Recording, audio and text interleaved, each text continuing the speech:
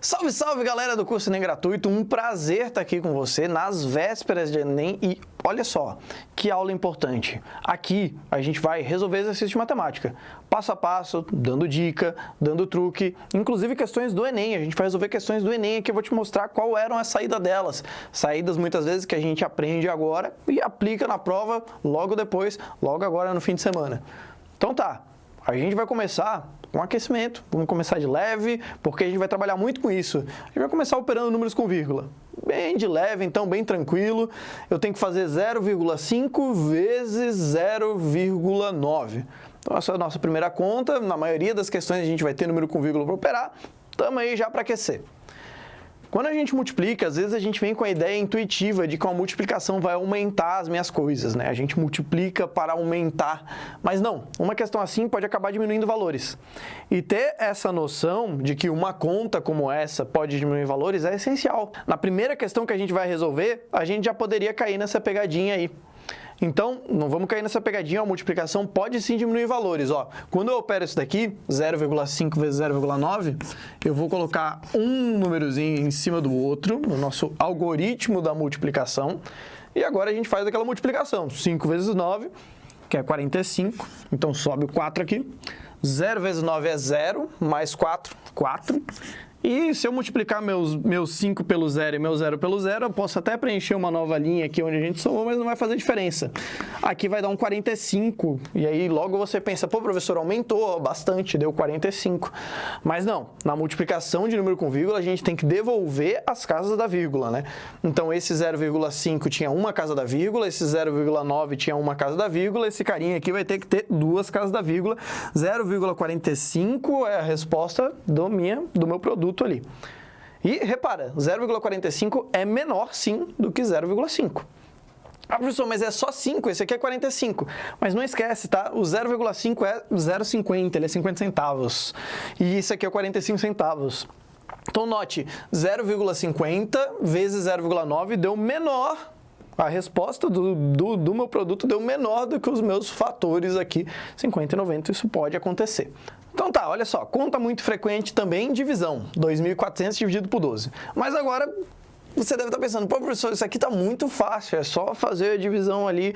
Mas não, a gente vai deixar mais difícil mesmo, porque 2.400 dividido por 12, ok, vai no algoritmo da divisão. Se você viu nossos aulões, as nossas aulas anteriores, isso aqui tá na ponta do lápis fácil, mas a gente vai fazer o contrário, vou inverter os dois aqui, olha só. Então pronto, agora sim a gente tem algum desafio, 12 dividido por 2.400. Essa é aquela conta que se você não está com a matemática básica ali preparada, ia dar uma travada, né? E você ia ficar com aquela incerteza, e a gente está aqui no aulão justamente para tirar essas incertezas e sair resolvendo questão. Vamos lá, olha só, 12 dividido por 2.400, a primeira coisa que tu quer fazer é raciocinar o seguinte. Esse número aqui é muito maior do que aquele. Então tem algum truque, obviamente, na divisão para fazer. Tem que lembrar disso, ok. Tem um passo para fazer. E a ideia é tu conseguir deixar esse número maior do que aquele. Como? Adicionando zeros. Tá maior? Não tá. 1.200 tá maior do que 2.400? Não tá ainda. 12.000 tá maior agora? Agora tá maior, né? Pronto. Então agora eu consigo fazer a divisão, agora eu consigo fazer o processo ali de raciocínio para resolver isso daqui. Tá. Só que é óbvio que eu não posso aumentar meu número do nada, eu não posso colocar esses 3 zerinhos aqui em amarelo de graça, né? Então, no meu resultado eu já vou ter gerado aqui um 0 e um 0, entrando em equilíbrio aqui, ó, 3 por 3. Só que se eu soltar só 3 zeros no número e depois continuasse a minha conta aqui, eles seriam zeros à esquerda, eles não valem nada, né? Então a ideia aqui é eu não colocar isso, eu não seguir a conta antes de eu colocar uma vírgula aqui. Então depois do primeiro zero a gente coloca uma vírgula. O que está acontecendo? 12 dividido por 2.400 está dando 0, algo muito pequeno. E é isso que acontece, você tem 12 dividido por 2.400, vai dar um número muito pequenininho, né? Então pronto, agora tu pode seguir essa divisão. Memorizou? O número de zeros que tu colocar aqui, tu vai colocar na tua resposta também aqui, ó. Com o anexo da vírgula aqui, ó. Pronto. 2.400 para chegar em 12.000. Pô, professor, desculpa, eu não decorei a tabuada do 2.400. Você pode cortar os zeros agora. O professor, mas tu adicionou 0 para cortar 0? Sim, só para facilitar minha conta. Ó. Eu corto um 0 por um 0, um 0 por um 0, e agora eu penso 24 para chegar em 120. Ficou um pouquinho mais fácil, você pode testar ali no papel, e 24 vezes 5, bem certinho, vai dar 120 exatamente, que tu subtrai aqui e vai dar resto 0, anunciando o fim da minha conta aqui. Então, 12 dividido por 2.400, depois desses truquinhos, dessas artimanhas, é 0,005. Ficou fácil? Se você tiver isso na mente ali para fazer qualquer divisão, você não vai empacar, você não vai ficar ali com dúvida na hora da prova, vai ficar até mais calmo e sair resolvendo tudo passo a passo. Agora, outra coisa frequente no Enem é quando a gente tem porcentagem, a gente vai usar bastante nesse aulão também. Eu quero 12% de 80. Então, isso aqui é uma conta que há de ser traduzida. Essa conta aqui traduzida do português para o matematiquês se torna 0,12 vezes 80. E aí vai cair naquela continha que a gente acabou de fazer, né? No item A ali que a gente fez a multiplicação. Então perceba que multiplicação com vírgula é frequente, porque porcentagem é frequente, porcentagem se torna número com vírgula, logo contas com número com vírgula o tempo todo na prova do Enem de matemática. Certo? Vou fazer essa multiplicação aqui. Muita vontade eu teria de colocar 80 em cima vezes 0,12 embaixo, mas não. O 0,12 tem 3 casas, então ele é mais comprido que o 80. Então o 0,12 tem que ir em cima. Se o número mais comprido vai em cima, a conta fica mais rápida. Já tinham te falado desse truque? Olha só, você vai descobrir muita coisa no nosso aulão ainda. Para multiplicar aqui, então, vamos colocar o 0,12 em cima vezes o 80 embaixo. Claro, minha primeira multiplicação aqui vai ser por 0, então isso vai me dar aqui 0, 0, 0. Para a próxima linha, agora eu vou sair multiplicando meu 0,12 vezes o 8.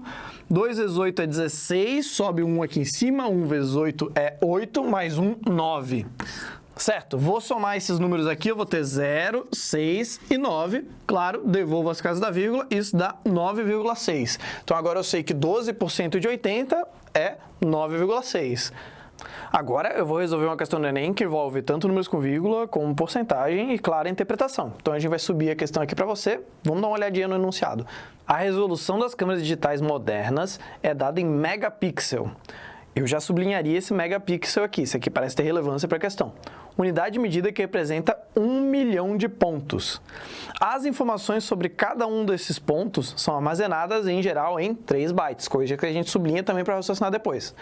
Porém, para evitar que as imagens ocupem muito espaço, elas são submetidas a um algoritmo de compressão, que reduzem em até 95%, vamos sublinhar essa parte também, a quantidade de bytes necessárias para armazená-las. Considere, tem algumas informações ali, 1 KB igual a 1000 bytes, 1 MB igual a 1000 KB, 1 GB igual a 1000 MB. Depois, a gente enuncia ainda, utilizando uma câmera de 2 megapixels, para a gente sublinhar também, cujo algoritmo de compressão é de 95%, João fotografou 150 imagens para seu trabalho escolar. Se ele deseja armazená-la de modo que o espaço restante no dispositivo seja o menor espaço possível, ele deve utilizar, e aí tem as nossas alternativas ali com diversos dispositivos e tamanhos diferentes. A ideia é organizar as informações aqui. Eu colhi aqui o que é mais importante pra gente, 2 megapixels, 3 bytes, 95%, 150 imagens. Repara que talvez isso fique muito confuso, tem bastante informação ali na questão, né? Mas todas essas informações querem chegar num ponto só, que é qual é o espaço em bytes, ou megabytes, ou kbytes, que essas 150 imagens vão utilizar. Então tá. Talvez a parte ali, que é um obstáculo maior, é você raciocinar como é que a gente converte esse mega até a gente chegar a alguma coisa de quilo ou giga, né? Pareceu meio confuso ali, né? Mas você sempre pode partir da ideia de que 2K alguma coisa é 2.000 alguma coisa, certo? Por exemplo, 2 quilocalorias é 2.000 calorias. Esse quilo, às vezes, a gente chama de kcal, K calorias. Porque o K, geralmente, é um 1000 escondido ali para fazer alguma coisa. E o mega, por sua vez, fica acima do quilo, acima do K. Ele é 1000 mais uma vez. Ou seja, a gente pode converter 2 megapixels em 2000 kpixels. Conforme ele mesmo ali enunciou, né, do mega para o quilo. E esses 2000 kilopixels podem ser transformados agora em 2 milhões de pixels. Ou seja, 2 megapixels tem 2 milhões de pixels. E isso a gente pode memorizar. Se a gente quiser sempre ter contextualizado aí na nossa mente o que é um megapixel, você sempre pode converter direto para milhão. 10 megapixels são 10 milhões de pixels. Tranquilo. Aí no enunciado ele avisou que cada pixel é memorizado em 3 bytes, certo? Ou seja, esses 2 milhões vão ter que ser multiplicados por 3. Por causa do meu 3 aqui, isso aqui para ser convertido em bytes vai virar agora 6 milhões de bytes. Certo? Claro, 6 milhões de bytes ficou um número desconfortável de operar, porque é um número muito comprido. A gente pode converter ele então agora de volta para 6 megabytes. Ou seja, meus 6 milhões de bytes até agora são 6 megabytes. Mas repara, ele está usando um algoritmo de compressão que vai reduzir esse tamanho em 95%. Ou seja, eu tenho que pegar 95% de 6? Não, eu tenho que pegar 5% de 6. Porque se ele comprimiu 95% de 6, vai sobrar 5% de 6. Agora eu caio naquele problema, ó. 5% de 6. 6 mega, né? E aí a gente viu agora na introdução do nosso aulão, como é que eu faço daqui? Eu faço uma tradução do português para o matematiquês, né? Isso aqui vai virar 0,05 vezes 6, que por sua vez, 0,05 vezes 6 vai dar 0,30. Só tem mais um passo para a gente agora, porque ele não tem uma imagem só. Esse raciocínio que a gente fez é para uma imagem só, agora ele quer fazer 0,30 vezes 150. 0,30 vezes 150, vou multiplicar aqui por 150, vai levar então a 45 mega, né? Se eu multiplicar meu 0,30 pelo 150, eu vou ter agora 45 megabytes, levando então que eu precisaria de pelo menos 45 megabytes para resolver tudo isso daqui. Ah, professor, meu Deus, é muito complicado. Não, esse aqui são as continhas, são os raciocínios que vão estar em várias questões da prova. Ah, professor, então todas são complicadas? Não, com calma, se a gente sabe o que a gente está fazendo, toda a nossa resolução vai dando confiança para a gente ao longo da questão. E é isso aí, passo a passo a gente chega ali em 45 megabytes. Então, ou seja, você pode ver agora que o item E era a resposta, porque o item E tem 64 megabytes de espaço, então ele daria conta ali de armazenar os nossos 45 megabytes, né? É o menor necessário. Bora para a próxima questão? Nessa questão que a gente vai resolver agora, a gente vai trabalhar com área e números com vírgula e, claro, a organização ali da questão para a gente conseguir chegar na resolução. Olha só. Vitor deseja revestir uma sala retangular de dimensões 3 metros por 4 metros usando um tipo de peça de cerâmica. Em uma pesquisa inicial, ele selecionou 5 tipos de peças disponíveis, nos seguintes formatos e dimensões. Tipo 1, quadrados com 0,5 metros de lado. Tipo 2, triângulos equiláteros com 0,5 metros de lado. Tipo 3, retângulos com dimensões 0,5 metros por 0,6 metros. Tipo 4, triângulos retângulos isósceles cujos catetos medem 0,5 metros. Tipo 5, quadrados com 0,6 metros de lado. Analisando a pesquisa, o mestre de obras recomendou que Vitor escolhesse um tipo de piso que possibilitasse a utilização do menor número de peças e não acarretassem sobreposição ou cortes nas cerâmicas. E aí a pergunta, claro, qual o tipo de piso o mestre de obras recomendou que fosse comprado? Então tá, repara o seguinte, nesse enunciado a gente tem 1, 2, 3, 4, 5 em romano. Sempre que eu faço uma questão de matemática no Enem, eu aproveito isso, porque o Enem já está pré-organizando as informações assim. Então no item 1 ali, que tem um textinho que fala sobre o nosso quadrado de 0,5 metros de lado, que é o meu item 1 em romano aqui, eu vou fazer um desenho do lado. Eu faço do lado do enunciado ali mesmo, alguma coisa que represente esse meu quadrado. Para quê? Para eu raciocinar sobre a questão. Então, se ele falou um quadrado de 0,5 metros de lado, eu faço um quadrado e boto 0,5 mzinho aqui pequena para lembrar a unidade de medida. Então, feito. Eu posso fazer esse mesmo raciocínio para todos os itens. Você faz um desenho do lado, para quê? Para a gente fazer o raciocínio. Agora, para o item 2. Para o item 2, ele enuncia um triângulo de 0,5 metros de lado. Então, triângulo equilátero, né, de 0,5 metros de lado, é o triângulo bonitinho, mais ou menos assim. E aí, note uma coisa, repara que o lado dos dois é igual. Então, nos meus desenhos ali, que eu rabisco no enunciado mesmo, eu estou tentando manter essa proporcionalidade nos meus desenhos. Se eu desenhar alguma coisa com isso aqui sendo 0,5, repara que esse daqui também é 0,5, e esse aqui também, e esse aqui também. Os meus traços têm que estar correspondentes às minhas medidas, senão isso pode atrapalhar meu raciocínio, se eu não fizer isso, certo? Agora, para o item 3. Para o item 3, a gente quer um retângulo de dimensão 0,5, ou seja, a mesma altura daquele meu quadrado, mas ele é um pouquinho mais comprido, ele é 0,6, certo? Para outra dimensão. Então, ele é 0,5 metro por 0,6 metro. Ele é um pouquinho maior, estou tentando manter uma proporção. Agora, para o item 4. O item 4, ele quer um triângulo retângulo isósceles, cujos catetos medem 0,5. E um triângulo retângulo, aquela figura clássica do Pitágoras, ele é assim, ó, 0,5, 0,5 e a rampinha assim, né, fazendo 90 graus aqui. 0,5 com as mesmas medidas que eu fiz para o meu quadrado lá em cima, né? Então, bem no fim, esse triângulo retângulo aqui é metade daquele meu quadrado, né? E para o item 5, nossa última figura, a gente quer quadrados com 0,6 de lado. Então, um quadrado um pouquinho maior que aquele cara, né? Ele é 0,6 por 0,6. Vou fazer um pouquinho mais para o lado aqui, 0,6 por 0,6, ele é maiorzão. Pronto.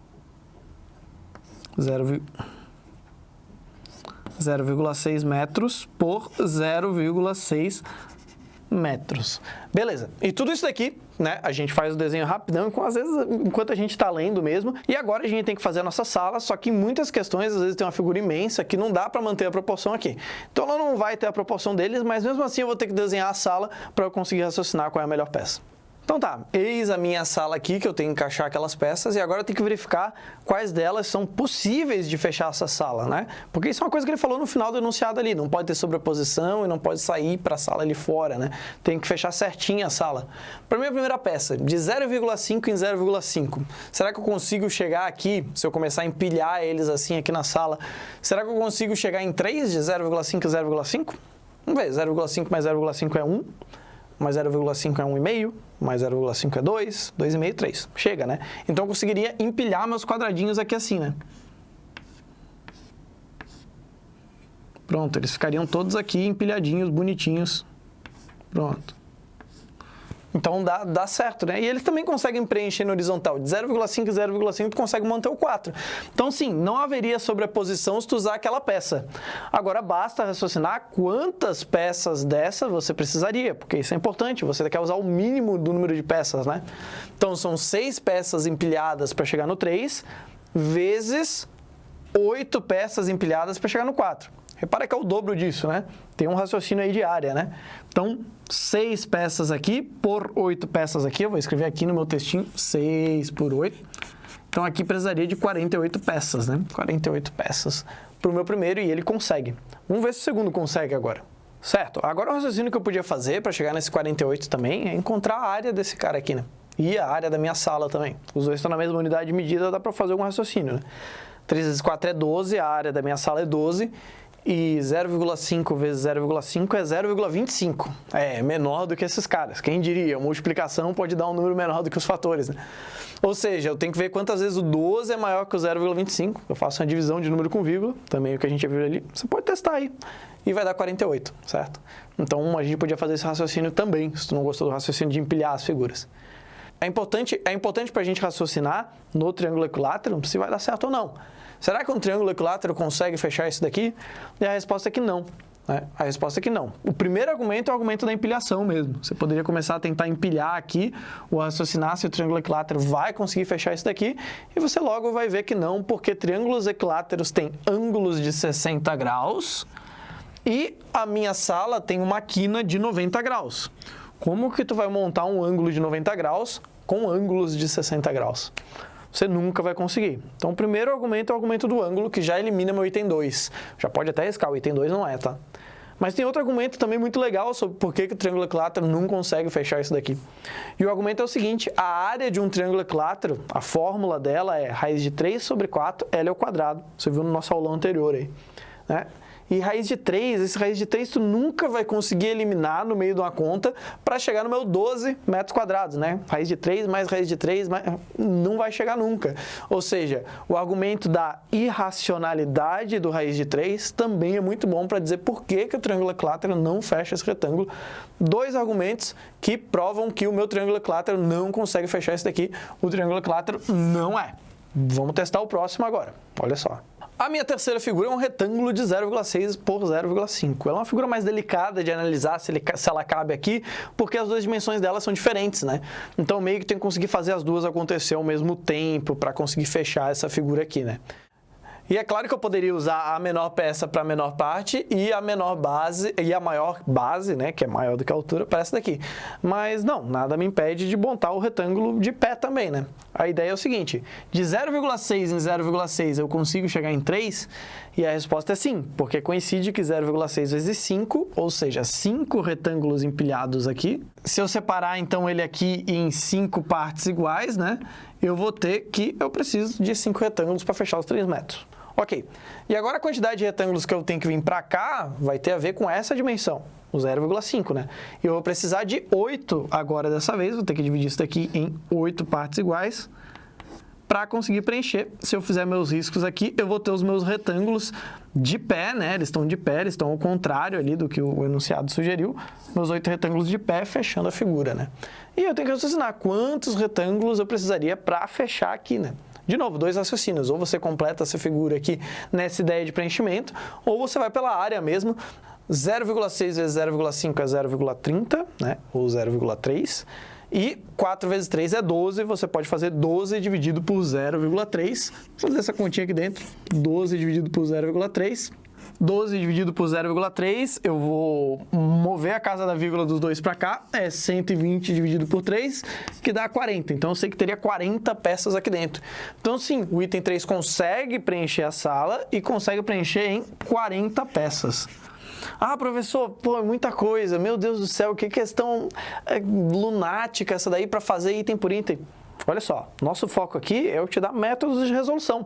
Tudo isso que eu estou te passando, todos esses itens, nessas questões que a gente está fazendo, podem ser úteis para outras questões. Questões, às vezes, até mais rápidas do que essa, certo?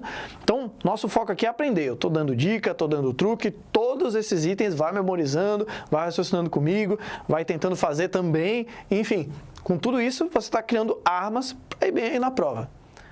Beleza, para o item 4 agora. Para o item 4 tem um argumento matador, um argumento que elimina ele, já vou até riscar ele aqui. Ah, nossa, professor, você não gosta de triângulos retângulos? Não, o argumento é o seguinte, esse cara é metade desse. Ele é o quadrado cortado ao meio. Então, ele consegue preencher? Consegue. Inclusive, ele consegue preencher aqui a questão do ângulo de 90 graus, porque o triângulo retângulo tem o ângulo de 90 graus, ele consegue fechar, então, sem sobreposição, sem dar errado aqui a sala. Mas, ele é metade daquele, então, tu precisaria do dobro de peças. E não é o que tu quer, né? A gente quer o mínimo de peças. Então, por enquanto, quem está ganhando aqui é o item 3. Então, o item 4 já era. Agora, para o item 5. Para o item 5, a gente tem quadrados de 0,6. Pô, esse quadradão é grande, né? Se ele conseguir preencher isso daqui, ele vai usar pouca peça. De 0,6 em 0,6, a gente consegue chegar em 3? Sim. 0,6 vezes 5 é 3. E de 0,6 em 0,6, a gente consegue chegar em 4? Pior que não. Você pode chegar no 3, que a gente já tinha chegado, aí você soma mais 1. 3,6, soma mais 1, 4,2. Então, o meu item 5 não consegue fazer aqui 4 metros na horizontal. Ou seja, ele já era. Quem é que ganhou? O meu item 3. Meu item 3 é a melhor peça que consegue preencher ali no menor número de peças a minha sala, né? Então, o item 3 leva na alternativa C. Perfeitamente, tranquilo. Bora lá, vamos para mais um. Então, olha só, para a próxima questão agora, a gente vai trabalhar então com escalas. Escala é uma coisa que se cai ali na prova para mim, eu já ficaria feliz, porque, de novo, é só se concentrar, pegar os truques aqui com a gente, tu vai conseguir fazer também na prova. Olha só essa questão. Uma empresa de comunicação tem a tarefa de elaborar um material publicitário de um estaleiro para divulgar um novo navio, equipado com guindastes de 15 metros de altura e uma esteira de 90 metros de comprimento. No desenho desse navio, a representação do guindaste deve ter altura entre 0,1 e 1 centímetro, já sublinharia esse entre 0,1 e 1 centímetro, enquanto a esteira deve apresentar comprimento superior a 4 centímetros. Eu sublinharia o 4 e a palavra superior, não esquece, porque o superior ele é importante para o raciocínio. todo desenho deverá ser feito em uma escala de 1 por alguma coisa, 1 por x. Os valores possíveis para x são apenas, e aí tem as alternativas ali, ou seja, a gente quer saber qual que é a escala que funciona para esse texto. Então tá, coloquei as nossas informações, a gente tem aqui então um guindaste de 15, uma esteira de 90. Pô, professor, por que o teu 90 ali ele é tão comprido no teu desenho? Tem essa necessidade? Pô, eu acho interessante para raciocinar. Eu tentei manter o 90 ali, vamos dizer, 6 vezes maior que o 15 na proporção. No meu desenho ali eu faria uma coisa assim, um Lzão assim, para eu não perder nenhum raciocínio, né? A altura, então, depois disso daqui passar por uma escala, né? A altura vai ter que estar aqui, dentro desses números, entre 0,5 e 1, e o 90 vai ter que continuar maior do que o 4. Vai diminuir, mas não pode ficar menor do que o 4. E aí aqui eu cometi um erro clássico, de propósito, que seria um erro que muita gente cometeria se não ficasse ligado. É para isso que a gente está tendo aqui o aulão, para pegar esses detalhezinhos que levam na resposta, que é o seguinte, não tem nada de unidade medida no meu resumo aqui. E a unidade de medida é essencial, senão você chega na alternativa errada. O Enem brinca muito com isso. Não botou unidade de medida? Tem aqui a alternativa para ti que esqueceu a unidade de medida. Vai chegar certinho ali no raciocínio de quem não botou unidade de medida. Certo? 15 metros. 90 metros. Esse aqui é o meu guindaste original, né? Aí depois que ele passar ali pela minha escala, esses dois caras aqui estão em centímetros e esse 4 é centímetros, né? Então botei ali a unidade de medida agora em amarelo. Só que olha só, a gente não quer fazer esse cálculo aqui com unidade de medida diferente. Não posso dividir 90 metros por 90 centímetros. Parece que não tem orientação se a minha resposta está em metros ou em centímetros. Então ou eu troco tudo para metro e faço os meus cálculos, ou eu troco tudo para centímetros. Às vezes um é melhor que o outro. Nessa questão aqui, se eu converter 1 centímetro para metro, vai dar 0,01, né? Centímetro para metro tem que dividir por 100. 4 centímetros para metro vai dar 0,04. Eu vou estar criando mais números com vírgula que eu já tenho. Então, o ideal é tu converter todo mundo para centímetro. Esses caras já estão em centímetro e esses aqui converter para centímetro é rapidinho, né? O meu 90 aqui convertido para centímetros vai ser o quê? Vai ser 9.000 centímetros, certo? Eu vou trabalhar com 9.000 ao invés do 90. O meu 15 convertido agora para centímetros vai ser o quê? Vai ser 1.500 centímetros, né? Pronto, então eu vou trabalhar com 1.500 ao invés do 15 para raciocinar aqui. Então tá, começando a trabalhar com entre o 0,5 e 1, eu vou raciocinar o seguinte, para a minha altura de 1.500 chegar nesse limite aqui de 1, a minha altura teria que ser dividida por 1.500, né? Aí ela chegaria aqui no 1, que é o meu limite, né? Então a gente tem que raciocinar, será que a minha altura poderia ser dividida por 1.501? 1.500 dividido por 1.501 dá menos do que 1.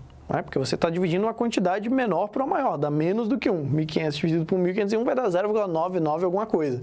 E aí ela vai cair aqui dentro. Então ela pode ser dividida por qualquer coisa maior do que 1.500. Mas a minha altura no meu desenho pode ser dividida por 1.000, por exemplo, que é um número menor que 1.500? Não, não poderia, porque dividido por 1.000 daria 1,5, você não está respeitando a restrição aqui. Ou seja, com tudo isso, eu chego ao raciocínio que, no mínimo, minha escala tem que ser, no mínimo, 1.500. Essa seta amarela aqui indica para mim que a minha escala tem que ser, no mínimo, 1.500.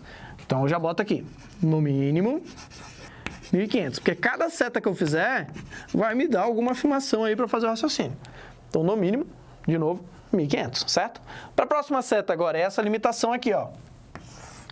Meu 1.500 aqui, quando eu for fazer o desenho, não pode virar menos do que 0,5, com a restrição ali do meu desenho, certo? 1.500 para chegar em 0,5 vai ter que ser dividido por 3.000. Pelo dobro, né? Então, se eu divido um número pelo dobro dele, dá 0,5, né? 6 dividido por 12 é 0,5. 1 dividido por 2 é 0,5. Então, de novo, agora eu não posso passar de 3.000, porque se eu dividir por um número maior do que 3.000, tipo 6.000, que seja, esse número aqui vai ficar muito pequeno, vai sair aqui da minha margem. Então, no máximo, 3.000.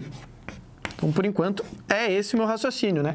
E aí, entre 1.500 e 3.000 já está começando a ficar parecido com as nossas alternativas, né? A gente não usou uma informação, que o meu 9.000 nunca pode passar de... Quer dizer, tem que passar de 4, né? Ele tem que ser maior do que 4 quando eu fazer essa divisão.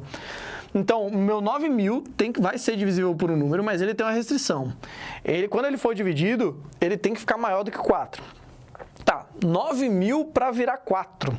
Agora eu tenho que pensar, né? 9.000 dividido por alguma coisa é igual a 4. Se esse raciocínio não vier limpo na cabeça, a gente faz a equação, ó. 9.000 dividido por alguma coisa é igual a 4.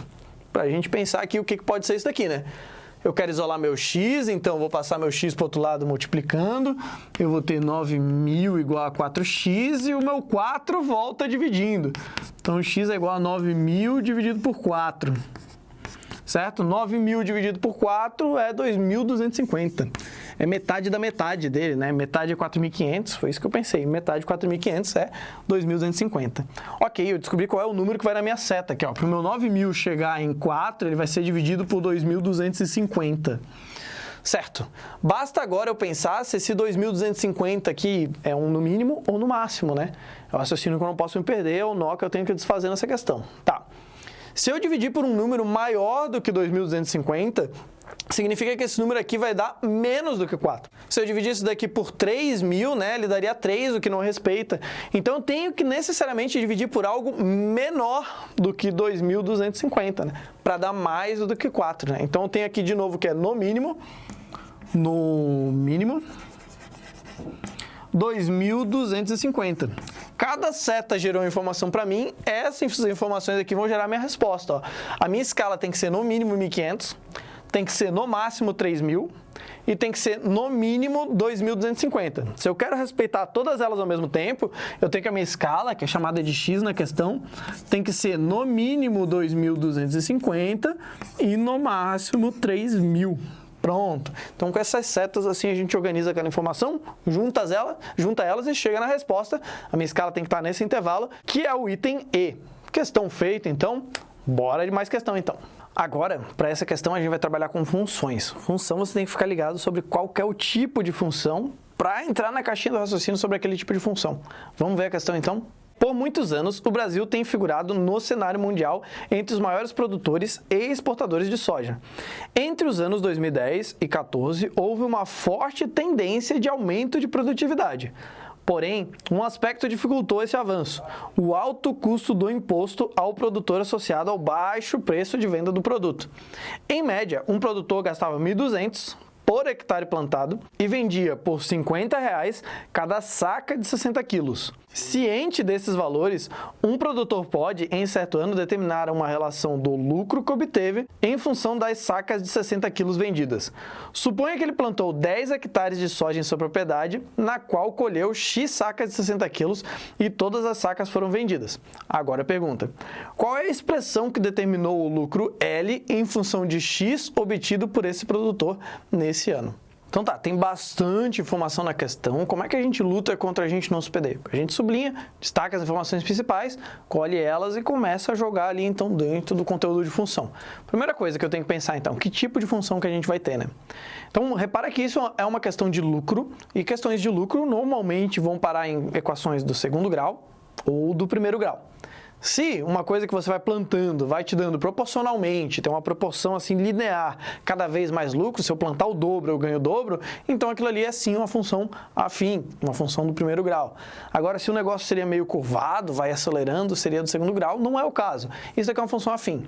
Em uma função afim, tem o modelo f de x igual a ax mais b, onde b é um custo ou um lucro fixo e o A é quanto que tu está lucrando, X normalmente é o quanto que tu vende, certo? Então eu já tenho meio que uma orientação de como que eu vou montar a resposta da minha questão, né? Inclusive as alternativas já davam meio que essa dica, porque as alternativas se assemelham a esse modelo, né? Mas quando eu detecto que uma questão é sobre função afim, eu já posso ir escrevendo esse modelo para preencher ali meu A e B e resolver, certo? Olha as informações. Ele gasta 1.200 por hectare, então eu já estou pensando, pô, tem um custo fixo de 1.200, certo? A princípio, né? Ele ganha 50 reais por cada 60 quilos vendido. L em função de saca de 60 quilos, então essa função basicamente é uma função L. Normal chamar de L ou de P de preços. L de X, lucro de X. P de X, preço de X. Então essa função aqui vai se chamar assim, ó, lucro de X. É isso que ele quis dizer com aquela sentença. As alternativas já estão levando para esse caminho, né? Mas aqui tem uma informação importante. Ele quer em função de sacas de 60 quilos. ele não quer em função de quilos, né? Ele não quer saber quantos quilos ele vendeu, ele quer saber quantas sacas de 60 quilos. Ou seja, o meu 60 não vai aparecer.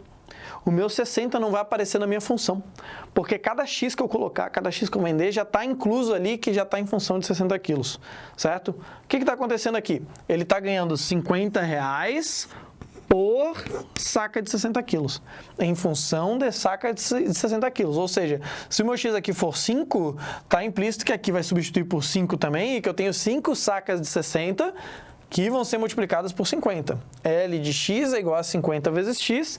Falta só isso daqui, ó, que ele plantou 10 hectares, colheu X sacas, né? X sacas, ok? E ele plantou 10 hectares, tá? Se ele plantou 10 hectares, o custo fixo, que eu estava querendo subtrair 1.200 aqui, né? Não vai ser 1.200. O custo fixo vai ser 12.000. Por que 12.000, professor? Porque ele tem um custo fixo de R$1.200 por hectare. Se aqui ele está falando que ele tem 10 hectares, então ele vai ter um custo fixo ali de R$12.000. E basicamente essa é a função lucro. Como é que isso aqui está funcionando? Se ele vender 10 sacas de 60 quilos, ele vai trocar o X por 10 aqui, vai dar 500, 500 menos 12.000, vai dar um prejuízo enorme. Ele sabe então que se ele vender só 10 sacas, ele vai estar no prejuízo. Se ele vender 100 sacas, ia dar 5.000 menos 1.200, também vai estar no prejuízo. Se ele vender 1.000 sacas, ele começa a ganhar, né? Então dá para raciocinar, então, qual que é o lucro dele, onde ele começaria a lucrar, tem bastante questão que aparece assim, mas nesse caso ali, a gente já chegou na alternativa, a alternativa é só a função, já parou ali mesmo.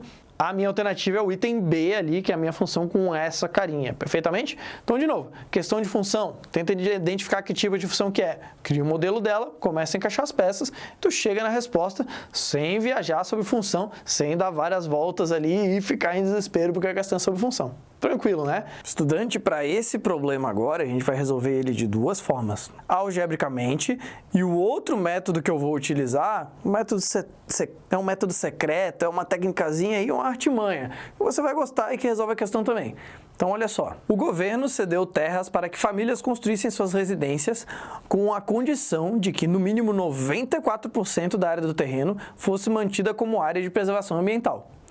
Ao receber o terreno retangular ABCD, né, são os vértices do nosso retângulo, em que AB é igual a BC sobre 2, Antônio demarcou uma área quadrada no vértice A para a construção de sua residência, de acordo com o desenho, no qual AE é igual a AB sobre 5, que é lado do quadrado, né? Temos a imagem ali e a pergunta, finalmente, nesse caso, a área definida por Antônio atingiria exatamente o limite determinado pela condição se ele, e aí repara, as alternativas aqui são importantíssimas, porque elas estão meio que aí para ser testadas, né?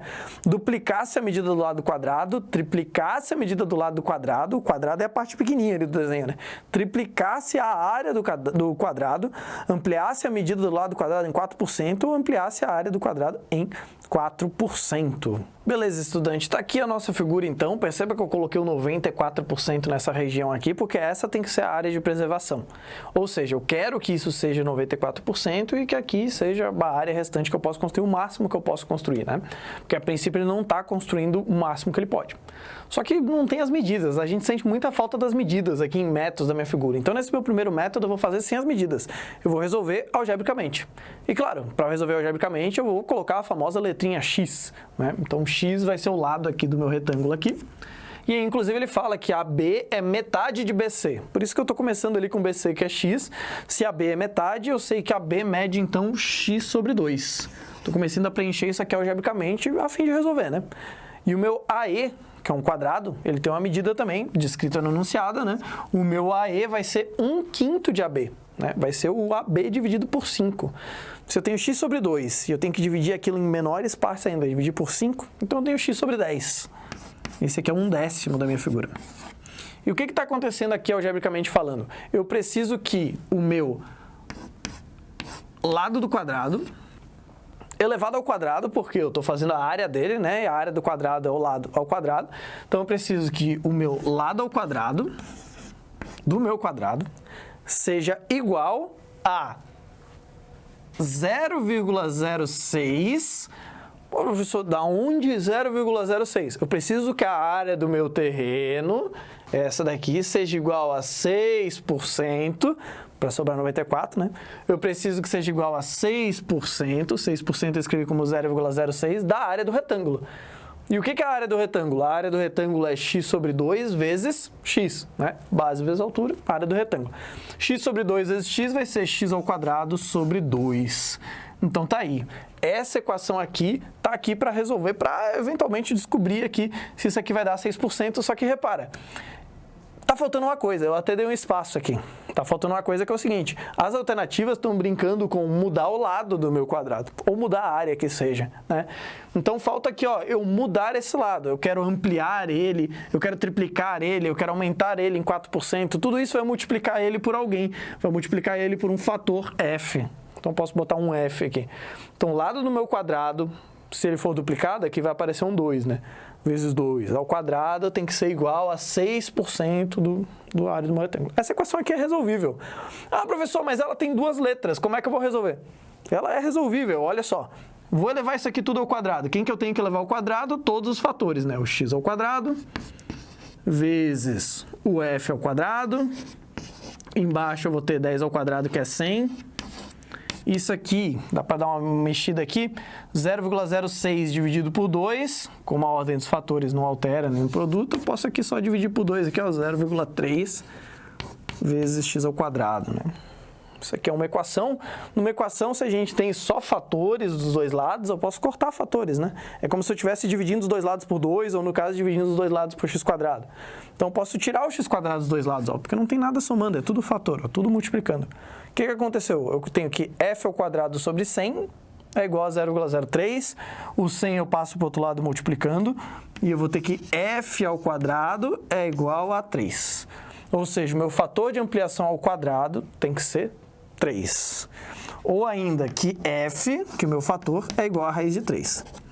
Então, depois dessa equação com duas letras que resolve, ó, ela descobre que o lado do meu AE tem que ser multiplicado por raiz de 3, eu tenho a resposta. A resposta é, o lado do meu quadrado AE tem que ser multiplicado por raiz de 3. Mas não tem essa alternativa. Vamos checar as alternativas aqui. Enfim, não tem alternativa que fala que o lado tem que ser ampliado em raiz de 3. Mas a lógica é o seguinte, aqui é a área do meu quadrado. E se eu faço todo mundo aqui ao quadrado, perceba que a área do quadrado está sendo multiplicada pelo fator ao quadrado. Ou seja, a área do meu quadrado está sendo multiplicada por 3. Então, aquilo ali vai ser atendido se a área do quadrado, do quadradinho de lado AE, for multiplicada por 3, que é a alternativa C, chegando na resposta. Você pode checar, a alternativa C é a resposta certa do problema. Beleza, professor. Nossa senhora, que coisa doida com x e f, é uma equação com duas letras e dá para resolver? Sim, existem equações com duas letras que dá para resolver. Dá para resolver isso aqui algebricamente, chegando na resposta sim. Claro, requer bastante conhecimento de álgebra aqui, de manipulação, que com treino dá para pegar. Mas eu tenho um método melhor para resolver essa questão. É um truquezinho que dá para resolver várias questões do Enem e deixa muito mais simples o raciocínio. Vamos dar mais uma chance para essa questão? Olha só. Se eu colocar um x para definir o tamanho do meu BC aqui, eu estou indo para o lado do algébrico de resolver o negócio mesmo. Mas por que não eu falo que BC mede 60? 60. Ah, professor, 60? Mas não tem 60 no enunciado. Por que tu pode chegar e botar ali? Bom, porque se essa questão é resolvível, se há uma resolução para essa questão de forma algébrica, de forma arbitrária, de forma que ele não dá os valores, então existe uma resolução para o 60.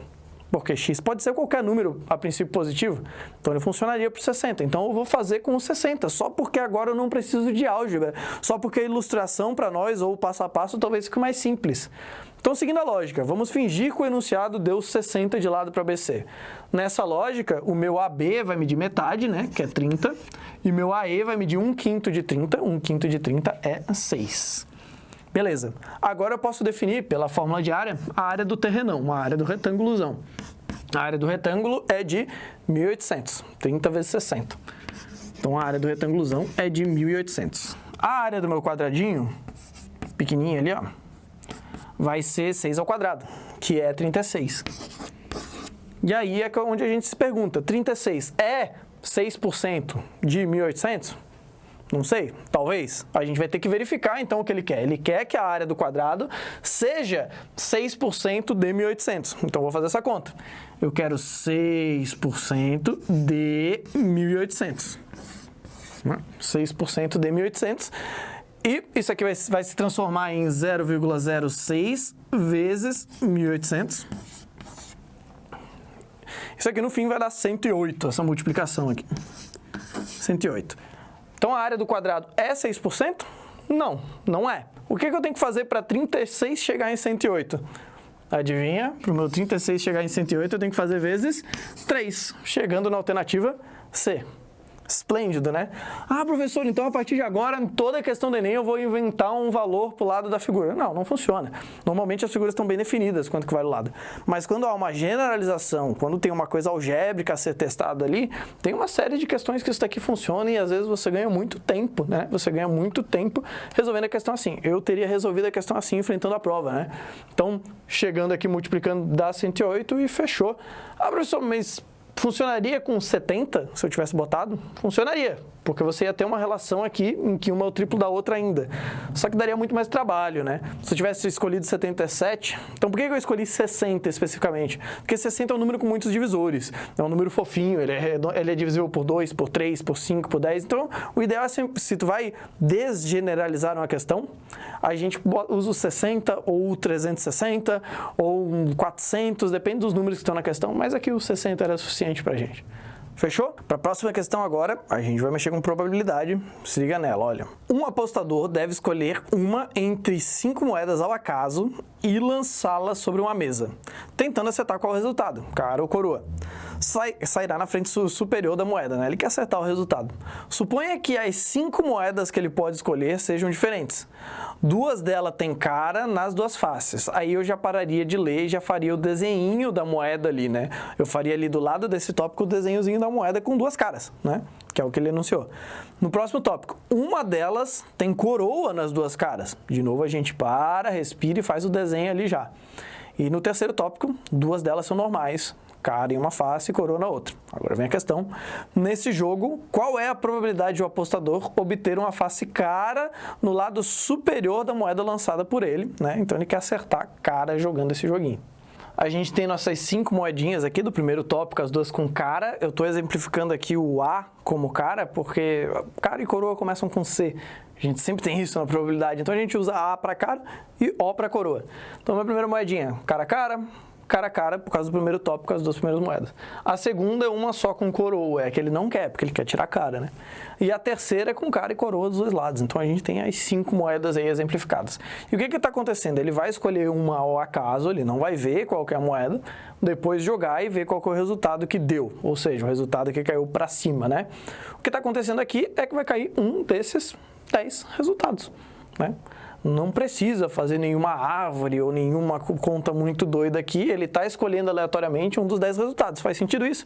Você está colocando a mão aqui, isso aqui está num saco que a gente não consegue enxergar o conteúdo, né? E está jogando a moeda, você está escolhendo um desses 10 resultados ao acaso, certo? Então, basta a gente aplicar a fórmula do coração aí da probabilidade, que é eventos favoráveis, número de eventos favoráveis sobre todos os casos. Então, quais são todos os casos que pode acontecer aqui? Entre escolher uma moeda, jogar ela e dar um dos lados. São 1, 2, 3, 4, 5, 6, 7, 8, 9, 10. De novo, eventos favoráveis sobre todos os casos. É a fórmula que a gente memoriza aí para o Enem. Então, todos os casos são 10. Eventos favoráveis é o que tu quer que dê. Quantos casos são o que tu quer que dê? Ele quer que caia a cara, né? 1, 2, 3, 4, 5, 6. Então, resposta, 6 sobre 10. Porém, não tem essa alternativa, né? Não tem essa alternativa porque uma fração na probabilidade pode ser manipulada. Talvez a resposta esteja em porcentagem, talvez esteja numa fração equivalente. E aqui é o caso de que ele está numa fração equivalente. Ele está numa outra fração que significa a mesma coisa, que é a fração que tu chega quando você divide por 2 em cima e embaixo, quando você simplifica. Tem esse testezinho ainda no final. Então, a resposta é sim 3/5, que é a alternativa C. Agora sim tem a resposta, né? Então, fechou. Agora, estudante, a gente vai fazer uma questão de estatística do Enem. Famosa estatística, sempre presente no Enem, né? E quando você vai encarar uma questão estatística, você sempre tem que começar a avaliar se ela está caindo para o lado de média ou para o lado de variância. né? Aí geralmente as questões são sobre isso.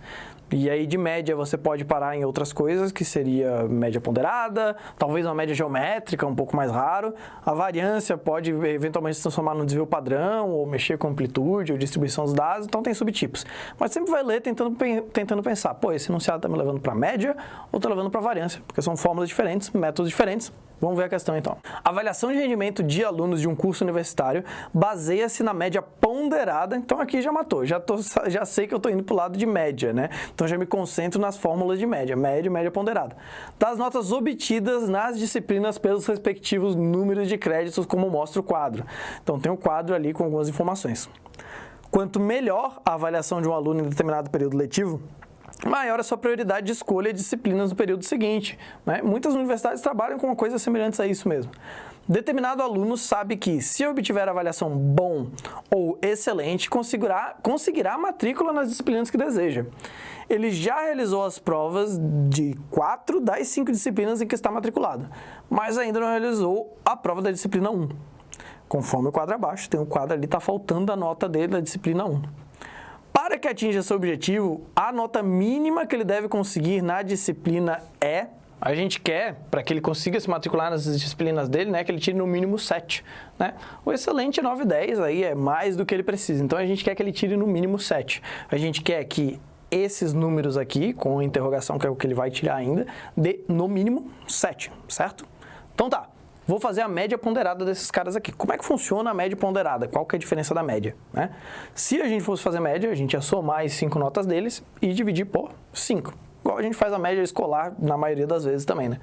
Se tiver créditos ou se tiver pesos, né, é um pouquinho diferente. A gente vai querer pegar o peso e multiplicar pela tua nota. Então vamos montar essa média, ó.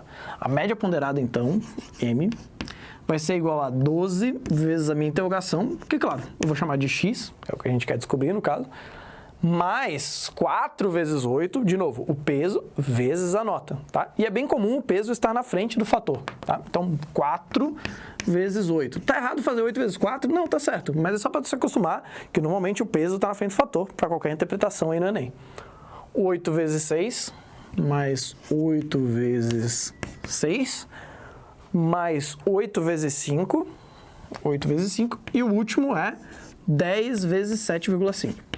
Só que, claro, se eu estivesse fazendo uma média normal, eu dividiria isso aqui tudo por 5, porque são as 5 notas dele. Né? Só que se eu dividir isso tudo por 5, vai dar um número enorme, vai dar um número estratosférico. Então não é assim que a média ponderada funciona. A média ponderada vai dividir pela soma dos pesos. A soma dos pesos, não das notas, tá? Quem que são os pesos aqui? É esses daqui, ó. Então, é o crédito 12, crédito 4, os créditos são os pesos. Então, se eu somar esses pesos aqui, ó, eu vou ter 16, 24, 32, 42. Então, eu sei que eu vou ter que dividir isso aqui tudo por 42. Pô, professor, beleza, um negócio enorme aí, mas tem 2 letras, tem o M e tem o X. Pois é, mas tu quer que ele tire no mínimo 7, né? Então, justo a gente trocar esse M por 7. Então, na segunda linha eu já vou trocar o M por 7, mas vou fazer essa operação aqui toda. E esse momento de se concentrar em expressão numérica, né? Eu posso sair somando aqui o 8 mais 8, será? Não, eu tenho que fazer os produtos primeiro. Então, para a nossa próxima linha, olha só o que vai acontecer. Ao invés de M, eu vou usar agora 7, né? 12 vezes X não tenho o que fazer, vai ser 12X. 4 vezes 8 a gente vai ter 32. 8 vezes 6 a gente vai ter 48. 8 vezes 5 vai ser 40. E 10 vezes 7,5, só pular a casa da vírgula, 75. Então, eu tenho 75 e embaixo 42, né? Então, eu posso somar todo mundo ali em cima e posso pegar esse 42, tacar para o outro lado, multiplicando por 7 também, né? 42 vezes 7 é 294. Aqui eu vou ter meu 12x e tem que somar agora. 32 mais 48 é 80, mais 40 é 120, mais 75 é 195. A gente tem 195 aqui. Virou uma equação do primeiro grau a ser resolvida, a gente quer só isolar o x. Então, vou passar aqui meu 95 para o outro lado, subtraindo, né? Quase dá para subtrair certinho, se fosse 295, daria 100, né? Esse cara aqui tem 1 a menos, então eu já sei que vai dar 99, certo? Então, 99 é igual a 12x. Se eu quiser isolar meu x, eu vou ter que fazer 99 dividido por 12. 99 dividido por 12 quase dá para dividir também, né? Se fosse 11 aqui, você daria 9 bem certinho, né? Então aqui no caso ele vai precisar de 8, alguma coisa e aí depende das alternativas. Vai dar aqui 8,25, né? Que é o item D. Então ele precisa tirar no mínimo 8,25 para cair ali no bom, já que o peso desse é 12, né? E conseguir a matrícula dele. Fechou, é isso aí. Estamos aqui então direto já para a próxima questão. Nessa questão fala o seguinte: os gráficos representam a produção de peças em uma indústria e as horas trabalhadas dos funcionários no período de 5 dias. Em cada dia, o gerente de produção aplica uma metodologia diferente de trabalho.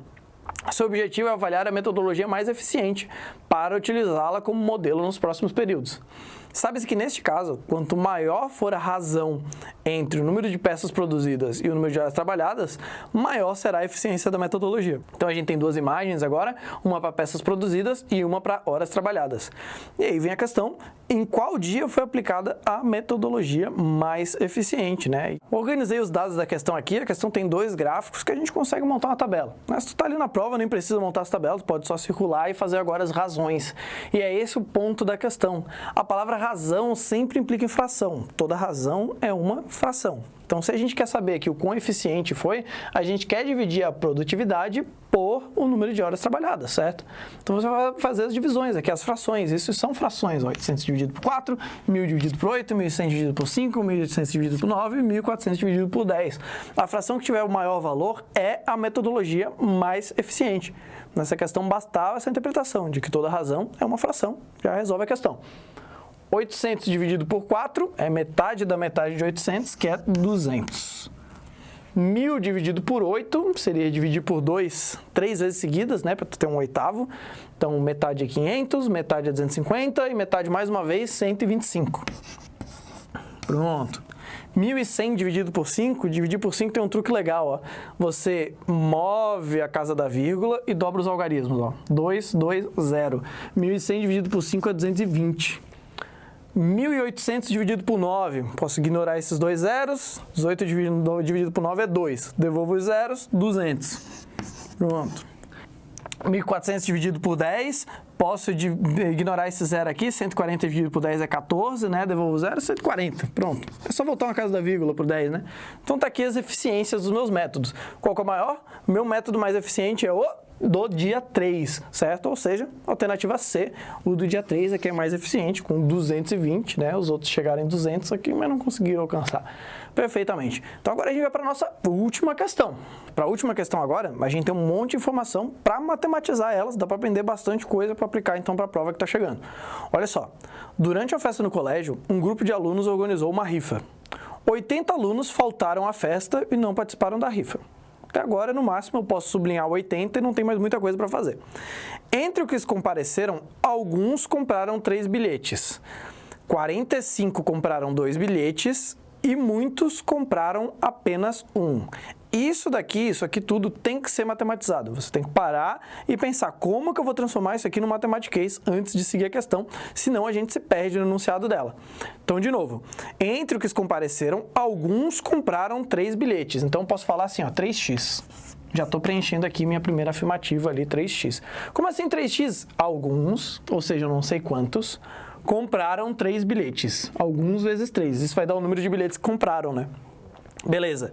Mais 45 compraram 2 bilhetes. Mais 45 vezes 2, porque 45 compraram 2 bilhetes. E muitos compraram apenas um. Quanto que é muitos? Não sei, é mais a letra. Mais y. E o que isso aqui dá? Isso aqui dá o número de bilhetes comprados, né? Então, isso aqui dá o total de bilhetes. Vou chamar de TB. Podia chamar só de T, mas vou botar TB, total de bilhetes. Faz sentido isso? A gente reflete de novo se faz sentido o que a gente está falando. Entre os que compareceram, alguns compraram 3, 45 compraram 2, que vai dar o meu 90 ali depois, e muitos compraram apenas um. Então, de novo, 3, alguns compraram 3, 45 compraram 2 e alguns compraram 1. Então, um Y ali, cada um vai virar 1. Isso, a soma desses todos vai dar o total de bilhetes comprados. Eu consegui traduzir aquela frase numa equação, então, com letras. Para a nossa próxima sentença, o total de alunos que compraram um único bilhete era 20% o total de bilhetes vendidos. Então, de novo, isso aqui tem que ser matematizado. O total de alunos que compraram um bilhete, que é meu Y, né, é igual a 20%, ou seja, 0,20, ou 0,2, dá no mesmo, do total de bilhetes vendidos. Então, eu escrevi isso aqui, ó. O número de estudantes que compraram um bilhete é igual a 20% do total de bilhetes vendidos. Pronto. E o total de bilhetes vendidos, já vou começar escrevendo isso, então, na minha frase. O TB, está falando do TB de novo, total de bilhetes vendidos.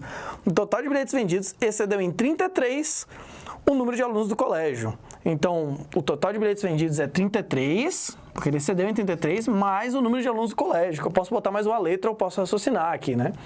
Então, o total de bilhetes vendidos é 33 a mais do que o número de alunos do colégio. Onde que está o número de alunos do colégio aqui? Os meus alunos do colégio são os que compraram 3 bilhetes, os X, os 45, porque 45 compraram 2, então mais 45.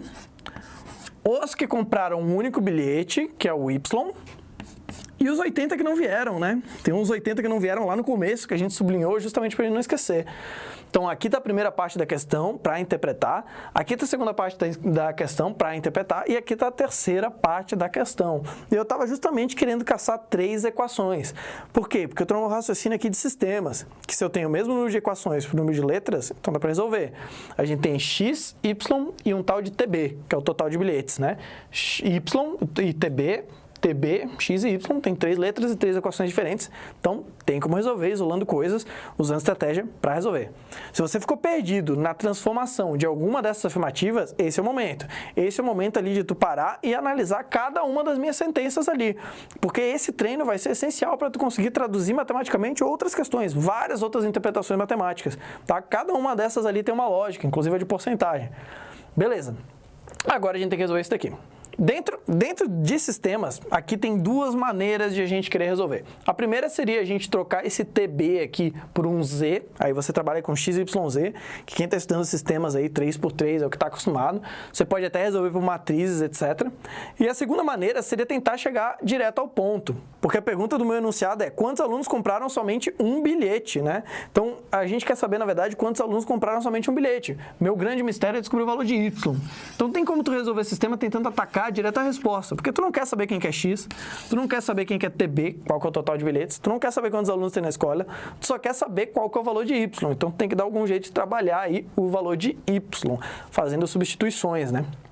Então, a gente vai fazer essas substituições começando pela equação mais simples, normal também, a gente começa tentando manipular a equação mais simples. Quando eu olho a sentença mais simples, eu tenho uma agonia muito grande que tem um 0,2, porque colocar número de vírgula numa questão que já, número com vírgula, numa questão que já é extensa, pode ser traiçoeiro, né? Então, a gente vai manipular essa segunda equação multiplicando todo mundo por 5, né? Na equação que eu fizer de um lado, eu posso fazer do outro. Se eu multiplicar os dois lados por 5, eu vou ter aqui, ó, que 5y é igual a 0,2 vezes 5, que é 1, ou seja, 1 TB, também conhecido como TB. E aqui eu descobri uma informação importantíssima. Eu descobri que o total de bilhetes vendidos é igual a 5y. Por que isso é importantíssimo? Porque agora eu posso sair substituindo. Eu vou tirar todos os meus TBs e vou trocar por 5y. Então, estou manipulando meu sistema para resolver ele. Aqui em cima, então, se eu der uma ajeitada, se eu transformar a minha equação, olha só o que vai acontecer. Eu vou ter ali o meu 3x...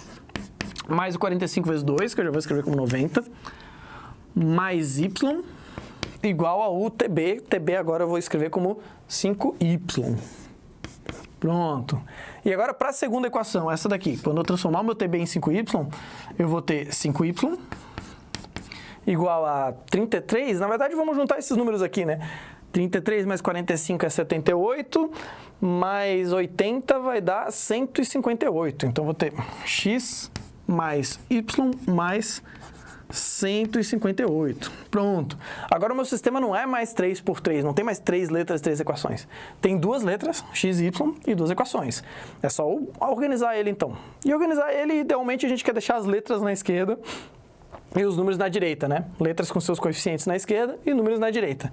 Então, vou manipular essas equações, mas eu vou pegar um pouquinho de espaço no quadro aqui, só para a gente organizar isso aqui, olha só. Para mim, a primeira equação, que era a que estava aqui em cima, está aqui agora. A gente vai querer isolar suas letras com seus coeficientes no lado esquerdo e os números lá direito. Quando eu estou manipulando a equação assim, o meu foco é o igual. O que eu estou botando de cada lado do igual? Olha só, aqui eu vou ter 3x, esse 90 vai trocar de lugar, o meu y estava ali e o meu 5y vai chegar negativo. Do outro lado, o meu 90, que é número, foi expulso para o outro lado como menos 90. Dou uma ajeitada aqui também, eu vou ter que 3x menos 4y é igual a menos 90. Pronto, está organizada a primeira equação para a gente montar o sisteminha. Agora para a segunda equação. Para a segunda equação, a gente vai querer deixar só o número isolado lá para o outro lado, né? Então, a gente vai ter que x mais y menos 5y também é igual a menos 158, porque o meu 158 está trocando de lado, né? Então, a gente vai ter x menos 4y igual a menos 158. Perceba, a gente tem aqui um sistema para ser resolvido, né? 3x menos 4y igual a 90 e 3x menos 4y igual a menos 158. Certo? Qual que é o nosso foco? Nosso foco é descobrir o valor de y. A gente vai montar o sistema a fim de ir direto no y, senão a gente dá muita volta e não resolve a questão. Bora lá!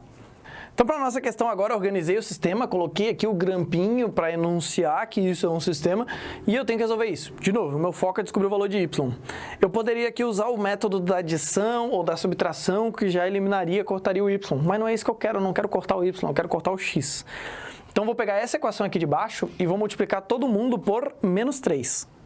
Por menos 3, professor? Olha só, eu estou mirando eliminar esses caras aqui, né? Então, se o meu x ali virar agora menos 3x, porque eu multipliquei ele por menos 3, até bota aqui na setinha aqui, ó, vezes menos 3. Ó, bota o menos 3 aqui para eu lembrar, e vezes. Estou multiplicando por menos 3 o de baixo. Menos 4 vezes menos 3 é mais 12y. Menos 158 vezes menos 3 vai virar positivo, né? Vai virar 474. Pronto, 474. E em cima eu não mudei nada, então em cima eu ainda tenho o meu 3x menos 4y igual a menos 90. Para eu resolver isso aqui, então, o que eu estou fazendo, tradicionalmente em sistemas, é somar as duas equações. Vou estar somando a de cima com a de baixo. Porque agora eu eliminei o x, ó. Eles são opostos, né? 3x mais menos 3x, elimina, não sobra nada. Agora, 12y menos 4y vai ser, então, 8y. E essa soma aqui vai acabar sendo uma diferença, né? A gente vai ter que 384, que um é positivo, o outro é negativo, vai me sobrar 384 aqui, né? Vou fazer essa divisão, então, a gente vai ter y igual a 384 dividido por 8. Posso fazer agora a chavezinha, né, da minha divisão, eu vou ter 384 dividido por 8. 8 para chegar em 38 vai ser vezes 4, que vai dar 32. Essa diferença vai dar 64 e agora, bem certinho, 8 para chegar em 64 é 8 vezes 8. Então, eu sei que o número de alunos, que era o meu objetivo, né? Que comprou apenas um bilhete, meu Y, é 48, que era a resposta do meu problema, indo direto ao ponto do problema. Se você não organiza essa questão assim, se você tenta descobrir o valor de x, ou de tb, ou de z antes, dá muito mais volta, essa questão aí pode tomar muito tempo. Então, de novo, essa era uma questão sobre sistemas, teu foco numa questão sobre sistemas é algebrizar o negócio e ir direto à letra que resolve, a letra que enuncia, né? A letra que é a questão do problema, então. Gente, esse foi o nosso aulão de matemática. Deixa o like aí pra gente, manda o link também aí do aulão pra mais gente, né? Comenta, se inscreve no nosso canal, a gente tá fazendo isso aí por você, pra você ir bem aí na prova. Boa sorte a todos. Eu sou o professor Lucas e agradeço muito.